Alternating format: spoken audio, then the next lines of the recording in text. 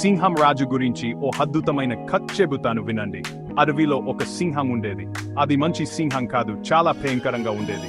అడవి జంతువులన్నీ దానికి భయపడుతూ బతికేవి. సింహం ఎప్పుడు పడితే అప్పుడు వేటాడకుండా ఉండేందుకు జంతువులు ఒక ఒప్పందం చేసుకున్నాయి. ప్రతిరోజు ఒక జంతువు సింహానికి ఆహారంగా వెళ్లాలని నిర్ణయించుకున్నాయి. ఒకరోజు తెలివైన ఒక కుందేలు వంతు వచ్చింది. అది చాలా చురుకైనది, ధైర్యవంతుడు కూడా. సింహానికి ఆహారం కావడం అది అస్సలు ఇష్టం లేదు. అందుకే సింహం గుకు ఆలస్యంగా వెళ్ళింది. ఆకలితో ఉన్న సింహం గర్జించింది. ఎందుకు ఆలస్యమైంది? కుందేలు ఇలా చెప్పింది, దారిలో నన్ను తినాలనుకుంటున్న మరో సింహాన్ని చూశాను. అది నిజమైన రాజు అని చెప్పుకుంటోంది.